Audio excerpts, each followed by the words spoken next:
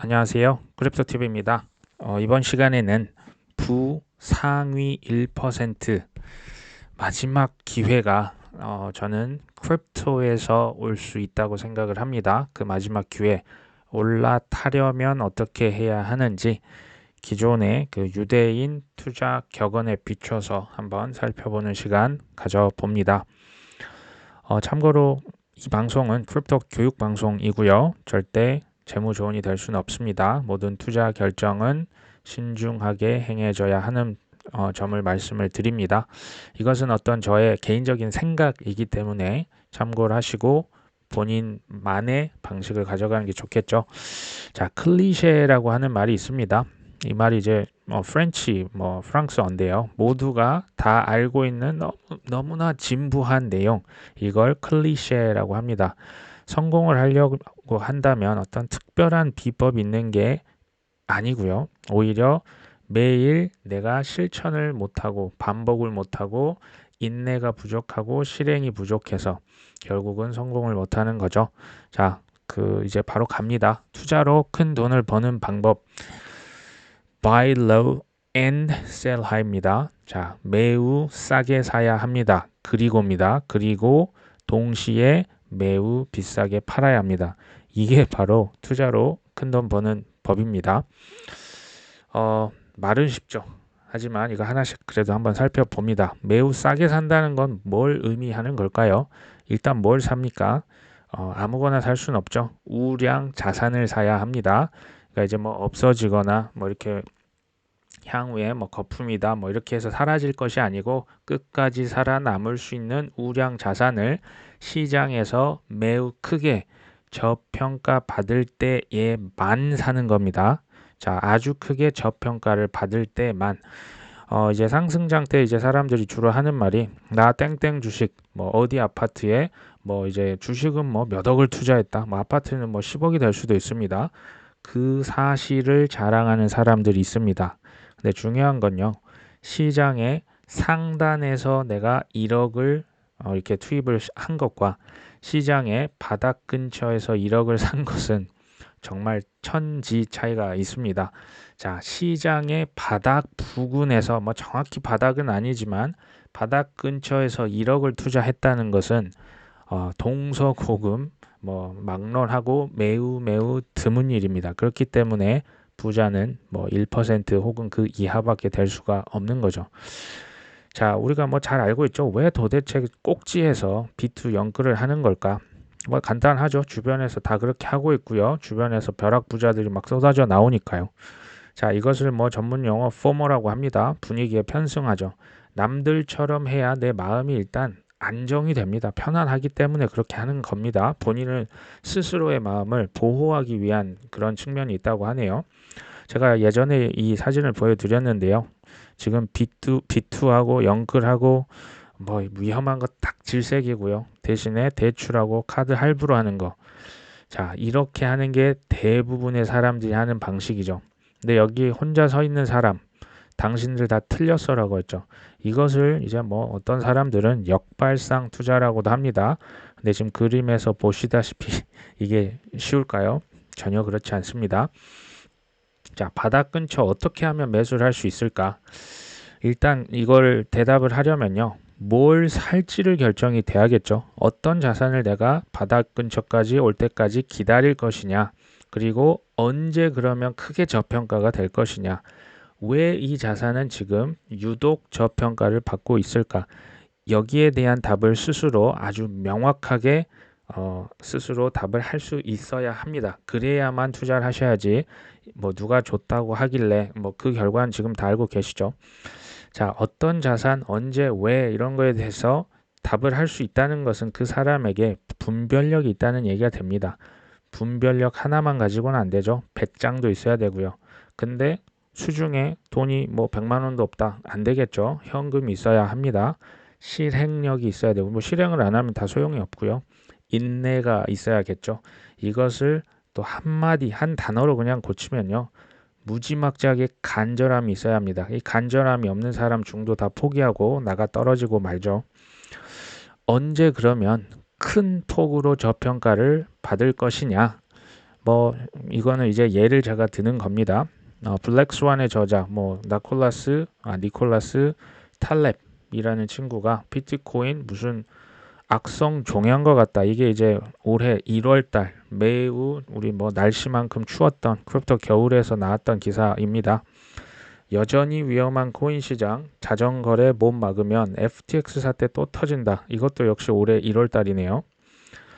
이제 CNBC가 이제 미국의 뭐 CNBC 블룸버그가 거의 대표적인 그런 주식이나 뭐 금융 관련 방송이라 보시면 됩니다. 여기에 간판 스타가 있죠. 뭐 이제 매드머니라고 하는 프로그램을 진행하는 짐 크레이머가 비트코인에 대해서 얘기합니다. 나 이번 랠리 오면 비트코인 다 팔아버릴 거야. 뭐 분명한 어떤 이유가 없습니다. 그냥 팔 것이다 라고 얘기를 하는 거죠. 자, 이렇게 큰 영향력이 있는 친구가 그 방송에 나와서 나 비트코인 이번 다 오르면 싹 팔아버릴 것이다 라고 얘기를 하네요. 지난번 2008년이죠. 글로벌 금융 위기를 맞췄습니다. 심지어 피터 시프라고 하는 친구가 있는데요. 비트코인의 적정가는 $10,000다. 지금 3만 달러를 넘어섰는데 $10,000가 적정 가격이다. 추가 하락을 대비해야 한다 하고 작년 11월에 얘기를 했는데요. 자, 얼마 전에 이제 뭐 3월 기사긴 합니다. 비트코인이 $4,000, 지금 3만 달러가 넘죠. 근데 지금 이게 3,000달러면 거의 뭐 10배 이하로 떨어진다는 얘기가 되네요. 자, 이런 얘기를 계속 우리가 듣게 되면 어떻게 될까요? 움츠러들 수밖에 없죠. 자, 크게 저평가를 언제 받고 있냐? 이런 얘기가 극에 달할 때입니다. 정말 극에 달할 때. 이게 다 죽었다, 끝났다. 이제는 뭐, 너 아직도 그런 거 하냐? 진짜 온갖 욕을 다 먹을 때겠죠. 우리가 잘 아는 워런 버펫, 이제 92세인가 3세인가 되셨다고 하는데, 도박을 위한 토큰이다. 뭐 저번에 쥐약이라고 하시더니 또 한 번 이제 도박을 위한 토큰이라고 이제 얘기를 하네요. 자, 빌 게이츠 뭐라고 합니까? 크립토와 NFT가 100% 뭐다? 이제 더 큰 바보 이론. 그러니까 바보일수록 더 비싸게 계속 누군가 사가지고 가격이 올라가는 한마디로 사기라는 거겠죠. 자, 이런 얘기를 끊임없이 하는데요.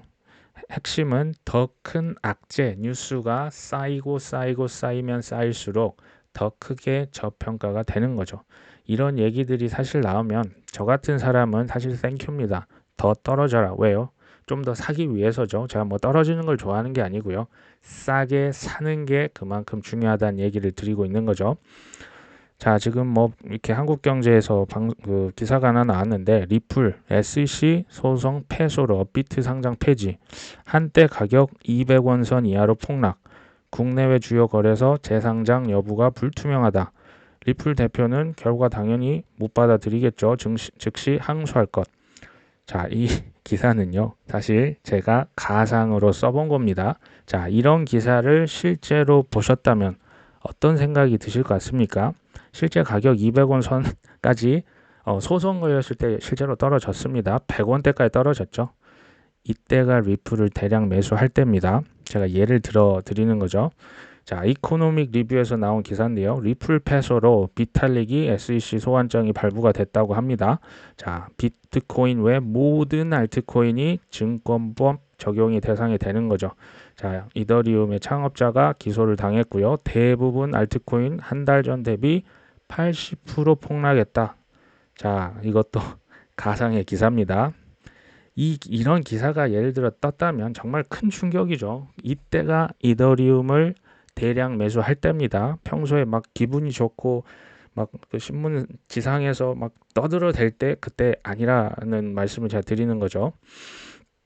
자, 그럼 여기서 질문이 이겁니다. 저평가 자산의 바닥을 우리가 잡을 수가 있을까요? 크게 두 가지입니다. 못한다. 그건 불가능하다. 이런 사람들은 나는 매월 조금씩 땡땡 코인, 땡땡 주식을 뭐 이렇게 적금처럼 매수를 할 것이다. 자, 이게 가능할 수 있다라고 보는 사람도 있습니다. 자, 하반기에 대폭락이 만약 온다면 그때 나는 어떤 자산을 아주 많이 그때 집중적으로 매수를 할 거다. 야구로 비교를 해보면요. 자, A는 그 안타를 많이 치는 이치로라고 보시면 되고요. B는 홈런을 많이 치는 이승엽이라고 그냥 제가 비유를 한 겁니다. 뭐가 더 옳다 그르다는 없습니다. 스타일이 다른 거고요. 하이 리스크 하이 리턴은 이승엽 쪽입니다. 이 홈런 타자가 그만큼 삼진도 사실 많이 당하는 거죠. 자, 제가 여기서 그 개그맨 황현희 씨 다들 방송에서 보셔서 아실 수 있겠지만 이분이 2015년인가요? 그 동부 이촌동에 아파트 분양을 해서 받았는데요. 그때가 이제 바야흐로 2008년 그 금융위기 이후로 계속 서울 부동산이 떨어졌었죠. 그때 미분양이 어마어마하고요. 그러니까 집들이 막 남아 도는 거죠. 그 분양만 하면 다 이제 미분양이 되고요. 막 할인 분양 되고요. 세금 혜택 엄청나게 주고요. 그러니까 매물이 막 그 네이버 창만 봐도 널려 있는 그 상황에서 굳이 이촌동에 초고 분양가 아파트를 분양 들어간다고 했을 때 주변 사람들이 다 황현희에게 미쳤다. 너 지금 제정신이냐? 그때도 이게 이제 이촌동 아파트가 거의 10억 이상 했던 것 같습니다. 초고 분양가 논란이 있었음에도 들어갔죠. 아주 깊게 찔렀다 이제 본인 표현을 하는데요. 그때 황현희는 이 B죠. 방망이를 아주 길게 잡고 홈런을 때려냈죠. 자, 이 사람의 분별력과 그 어떤 실력이라고 하는 게 이 바닥을 정확하게 잡을 수는 없지만 그걸 들어가서 또 현금이 준비가 됐고요. 배짱이 있었고요. 또 2, 3년간 공부만 하면서 기다렸던 게 드디어 그 기회가 온 것을 본인이 감지를 했던 거죠. 대단합니다. 저희는 이런 것 좀 글쎄요. 배울 수 있었으면 좋겠는 마음에 이렇게 소개를 드리는 거고요. 자, 그러면 언제 매수를 하면 안 될까요? 우리 답은 다 알고 있습니다. 흥분된 인간 지표, 높은 탐욕 지수, 투자들 이렇게 잘 모르시는 분들이 삼성전자 한번 사볼까? 이 얘기가 나오면 절대 들어가면 안 되겠죠. 주요 경제 뉴스에서 막 언급이 어마어마하게 된다. 당연히 안 됩니다. 예를 한번 들어보겠습니다. 이것도 그냥 제가 써본 건데요. 자, 홍콩, 중국의 대부호들 코인 투자 개방 수십조 원이 지금 몰린다. 자, 이런 문구를 지금 보신 겁니다. 뉴스상에서. 자, 연준의 금리 동결, 인하에 대한 기대감으로 미국 증시가 2% 급등했다. 자, 비트코인의 반감기가 이제 내년 4월에 있는데요. 향후 가격 상승 전망된다.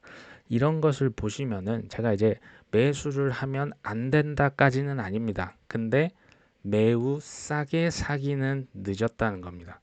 제가 아까 말씀드렸죠. 상위 1%까지 가시려면요. 매우 싸게 사셔야 합니다. 이게 머스트입니다. 이게 해도 되고 안 해도 되고가 아니고요. 매우 싸게 사기에는 이미 늦으신 거예요. 그렇기 때문에 좀 아쉽지만 다음 기회를 기다리는 것도 저는 방법이라고 봅니다. 다음 기회가 안 올 것 같았지만 항상 찾아오는 거죠. 실제로 제가 이게 TV를 보다가 그냥 사진을 찍은 겁니다. 자, 얼마 전인데요. 정말 다시 오르는 가상화폐 비트코인 10개월 만에 최고가 이게 3천만 원이 4천만 원이 넘으니까 이제 뉴스로 이게 나오기 시작하더라고요. 자, 지금 반감기가 아직 1년 이상 남아 있는데 자, 내년 반감기 도래 기대 또 가격 상승할까? 이런 지금 실제 뉴스 화면입니다. 자, 이더리움 네트워크 업그레이드 이후 상승폭이 크다. 자, 이런 뉴스가 이제 나오기 시작을 하는 거죠. 자, 그런데 대부분의 사람들이 신경을 쓸까요? 지금은 아무도 신경 안 씁니다. 자, 그런데 이게 당장 몇 개월 후라는 얘기를 드리는 게 아니고요. 비트가 5천만 원, 7천만 원, 8천만 원, 1억 원이 넘으면 그때도 사람들이 아무로 신경 쓰지 않을까요? 저는 그렇지 않다고 생각합니다. 그때는 이미 늦은 거죠. 오히려 빠져나가셔야 하는 타이밍에 가까워왔다고 보셔야 될 것 같아요. 자, 매우 싸게 샀다. 이제 사는 것도 어렵죠. 근데 2번도 만만치 않습니다. 매우 비싸게 판다. 그래서 한번 살펴보면요. 오히려 이것은 조금 이제 본인 각자의 역량과 그 어떤 기준에 따라서 하셔야 되는 부분입니다. 근데 질문을 스스로 한번 던져보시는 게 좋겠죠. 어떻게 하면 나의 탐욕을 절제를 할 수가 있을까? 이게 정말 어렵지 않습니까? 자, 이 정도면 됐다 하는 나만의 기준이 반드시 저는 있으셔야, 그러니까 미리 생각을 해두는 거죠. 나 여기서 10배 되면, 20배 되면, 이 정도면 난 됐다 하고 그냥 털어버릴 수 있는 그 정도의 기준을 미리 생각을 해 보시는, 그래도 어렵죠. 자, 이렇게 얘기하면 재미없기 때문에 제가 구체적인 사례를 한번 말씀드립니다. 제가 이제 14년도부터 비트코인 컨퍼런스 했다고 말씀을 드렸는데요. 17년 때는 바야흐로 기억나시겠죠? 2017년 ICO 광풍이 불었을 때, 그때가 약 11월 정도 됐습니다. 우리나라 뭐 코인 거래소, 국내 최초 거래소 그 창업자분들이랑도 뭐 제가 잘 알았습니다. 근데 이제 그분께서 제가 기억하기로는 이제 12월과 그러니까 2018년 1월 달 코인이 거의 뭐 상승장의 꼭지를 찍었죠. 근데 12월부터 정말 많이 오르기 시작했는데, 의외로 한 11월 정도에 그 거래소의 지분 거의 대다수를 국내 그 대형 게임 회사에 엄청난 가격을 주고 그냥 팔아버렸습니다. 그때 제 기억에 거의 조 단위가 됐던 것으로 기억을 합니다. 엑싯을 하셨는데 그때 저는 그것을 이해를 못했습니다. 왜? 아니, 지금부터 이 코인이 정말 미친 듯이 올라갈 건데 왜 이렇게 거래소를 지금 11월 조금 왜 이렇게 빨리 팔지? 거래소를 왜 이렇게 빨리 파시지? 라고 이제 제가 그때 생각을 했었던 기억이 납니다. 근데 이분은 지난 그 IT 닷컴 버블을 이미 온몸으로 경험을 하셨던 분이기 때문에 이 버블이 반드시 꺼질 거라는 걸 이미 알고 있었죠. 그래서 엑시 타이밍을 계속 뭐 5년 이상 정말 죽을 고생 하신 걸 제가 봤습니다. 근데 그 타이밍이 왔음을 직감했을 때 과감하게 조금 일찍 던지고 나오셨던 거죠. 자, 아까 그 말씀을 드렸던 황현희도 한번 제가 말씀을 드리면, 남들보다 한 박자 빨리 타는 게 실력이다. 제가 이걸 뭘 보고 느꼈냐면요. 22년 1월 달에 황현희는 그 개그맨, 전 개그맨이죠. 이분이 본인이 갖고 있던 미국 모든 주식을 다 던집니다.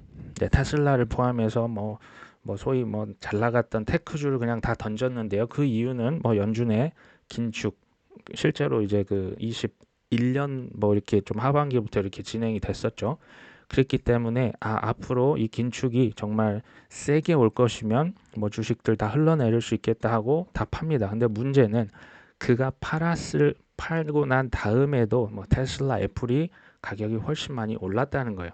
근데 황현희 씨는 그것을 그냥 쳐다보지도 않습니다. 그냥 본인이 이 정도 선에서 팔았기 때문에 그 이상 오르는 것은 내 영역이 아니다라고 그냥 인정을 하고 그 현금을 싹 끌어다가 이제 다음 하락장이 왔을 때를 준비하고 있으시더라고요. 정말 대단한 분이라는 생각을 제가 스스로 그 사연을 들으면서 했습니다. 자, 이게 반드시 비싸게 파는 비결입니다.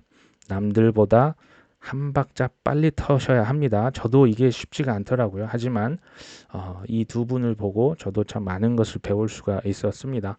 자, 다음 시간에는 투자로 큰 부를 이룰 수 있는 또 다른 팁이 하나가 있습니다. 이것도 제가 다음 영상에서 한번 다뤄볼 수 있도록 하겠습니다. 오늘도 끝까지 시청해 주셔서 감사합니다.